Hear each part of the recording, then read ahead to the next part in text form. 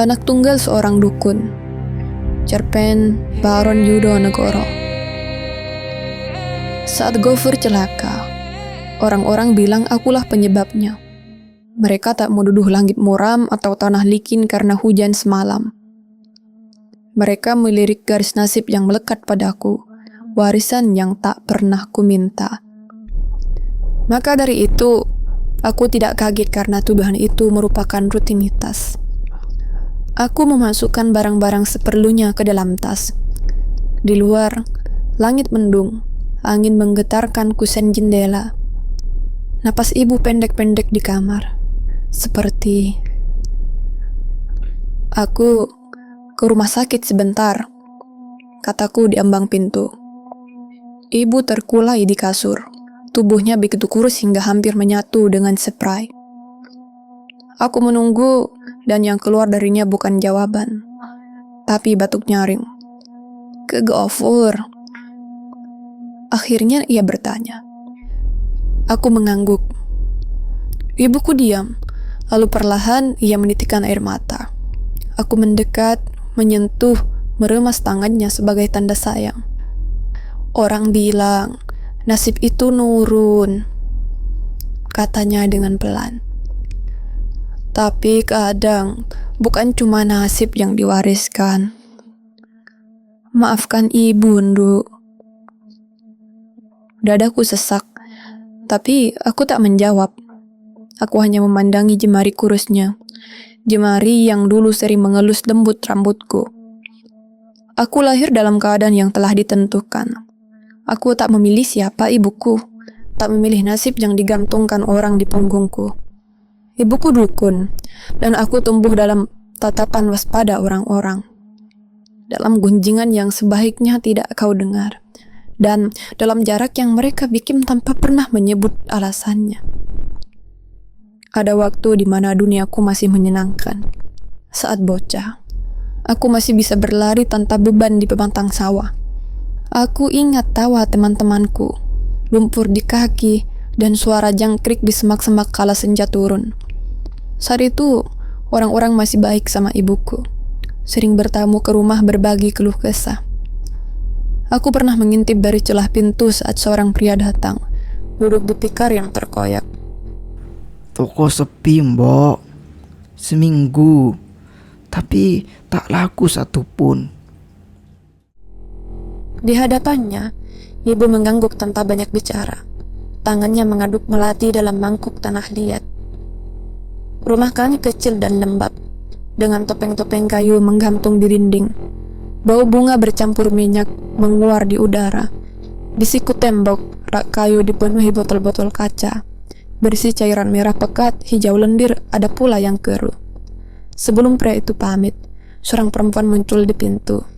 Mbok, suamiku belum sembuh. Panas dingin, makan susah. Masuklah dulu, kata ibu. Lalu suara lain lagi, tetanggaku yang melongok di pintu.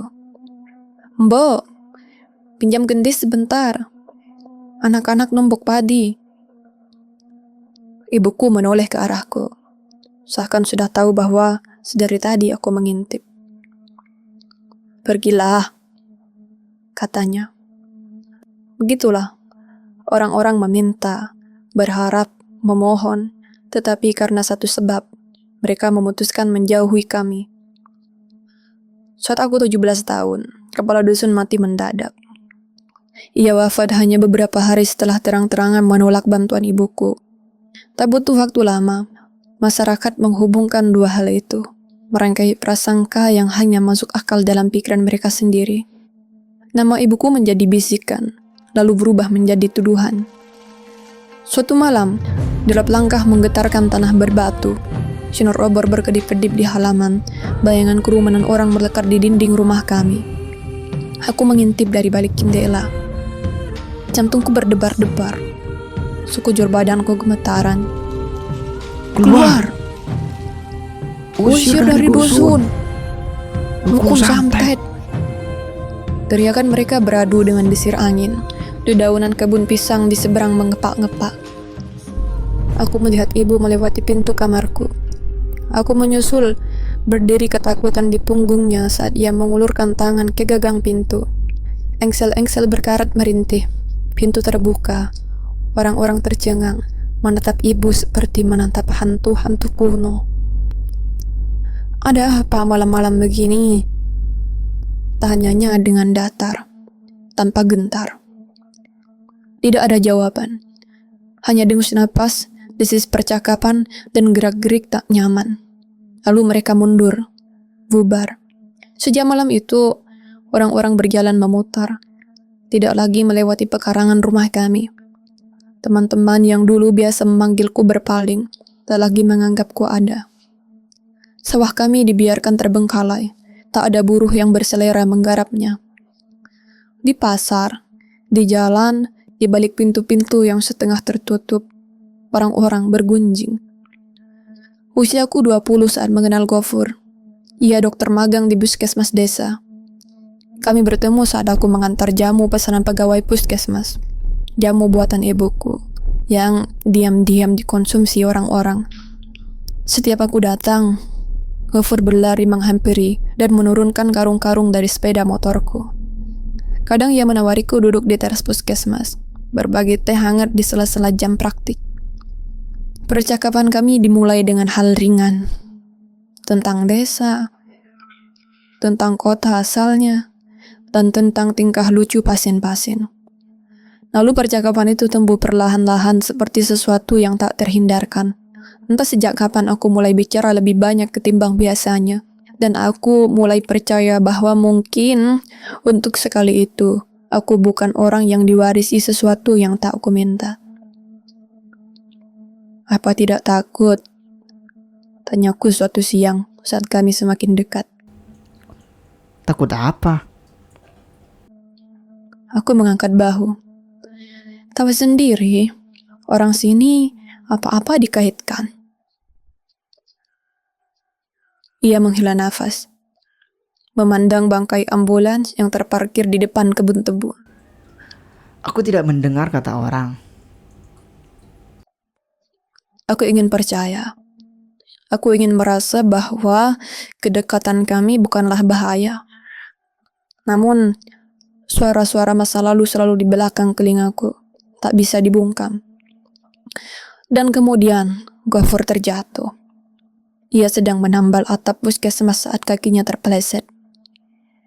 Ia dibaringkan di bak mobil pickup, lalu dibawa pergi ke rumah sakit. Dusun gempar. Dalam hitungan jam, gunjingan orang jadi lebih kencang. Tatapan mereka makin tajam. Semua menjadi lebih berat ketimbang sebelumnya. Aku lelah. Itu dia. Lakinya juga ngeyel. Sudah dibilang jangan dekat-dekat. Aku mendengar mereka di pasar, di antara tumpukan cabai dan bawang. Saat aku membeli jeruk, pedagang jeruk menatapku sebentar. "Habis, Mbak," katanya, lalu memasukkan keranjang ke dalam kiosnya. Jeruk-jeruk itu berjejaran di sana, segar dan utuh. Aku pulang dengan tangan kosong, tapi suara-suara itu berputar-putar di kepalaku. Ia seakan menempel di tengkukku, membebani langkahku, menyesakkan napasku. Dan meski aku meyakini bahwa diriku tidak punya kekuatan gaib, bahwa aku tak mungkin mempengaruhi celaka dan selamatnya orang lain, rasa bersalah tetap tumbuh dan menjulur-julur di benakku. Aku sering bertanya, apakah aku memang penyebab sial? Apakah ibu menanam sesuatu yang tak bisa kulihat, tapi selalu ada di punggungku? Atau mungkin aku hanyalah korban dari keyakinan yang mereka pegang teguh. Entahlah, aku tak tahu apakah harus percaya pada mereka atau justru takut pada diri sendiri. Di rumah sakit, langkahku ragu. Aku menuju lobi dengan hati-hati, sesekali menoleh ke kanan dan kiri. Tapi orang-orang sibuk. Mereka berjalan cepat, mereka bicara, mereka mengisi ruangan dengan segala urusan mereka. Tak ada yang memerhatikanku. Tak ada yang melihatku. Udara dingin, bau karbol bercampur dengan disinfektan menguar. "Di ruang cemara nomor 7, kata perempuan di balik meja lobi. Ia tersenyum ramah, dan itu sesuatu yang asing bagiku.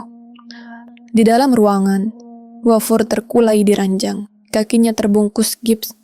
Aku duduk di kursi plastik di sampingnya. Kursi itu keras, dingin, dan sedikit bergoyang, seakan-akan tak yakin apakah bisa menahan bobotku. Kami lalu bercakap-cakap lama. Pergi, tinggalkan desa, ke kota. Kau akan aman di sana. Katanya setelah ku ceritakan kesedihanku. Tapi, aku tak pernah jauh dari desa. Aku terdiam, lalu aku berkata lagi. Bagaimana kalau aku salah? Bagaimana kalau aku memang... Ia meraih tanganku, tersenyum, meremas tanganku dengan lembut. Wajahku menghangat. Bagaimana kalau benar? Kau tak mungkin tahu pastinya, kecuali kau pergi dari desa. Aku tidak menjawab. Kata-katanya menggantung di kepalaku, seperti lonceng yang terus berdentang, mengusik pikiranku bahkan setelah aku meninggalkan rumah sakit. Di rumah, aku merebahkan tubuh di ranjang, menatap langit-langit kamarku yang kusam. Ada rumah laba-laba di lampu, mengintai ke sana sini. Aku merenungkan perkataan Ghafur. Apakah mungkin ada tempat di mana aku bisa menjadi seperti orang lain? Di mana aku bisa berjalan tanpa merasa diawasi, tanpa bisik-bisik di belakangku, tanpa tatapan yang selalu mencari-cari kesalahan. Tapi, ibuku sakit. Tak mungkin aku meninggalkannya. "Enduk." Suara lemah ibu membuyarkan pikiranku. Ia berdiri di ambang pintu. Tubuhnya tampak lebih kecil dari biasanya. Ia melangkah terseret-seret ke arahku. Bau jamu menguar dari tangannya. "Kau kenapa?" tanyanya pelan. Aku menarik napas panjang. Lalu mulai bercerita bagaimana orang-orang di rumah sakit tak memedulikanku. Bagaimana aku bisa berjalan di antara mereka tanpa dikenali, tanpa lirikan, tanpa gunjingan. Untuk kali pertama dalam waktu yang sungguh lama, aku merasa ringan. Lalu, dengan tersendat-sendat, aku menceritakan apa yang dikatakan Ghafur kepadaku. Dan entah kenapa, aku menangis. Ibu mengusap kepalaku. Jemarinya menyisir rambutku seperti dulu saat aku kecil dan menangisi urusan yang kini terasa remeh.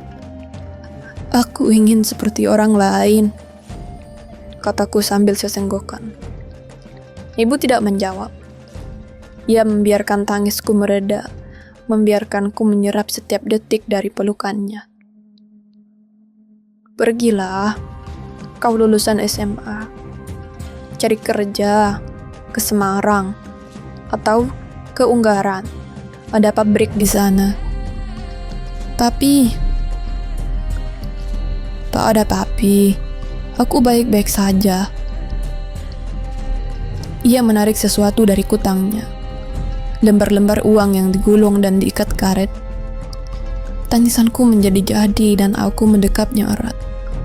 Untuk sesaat, aku percaya bahwa mungkin aku bisa seperti orang lain.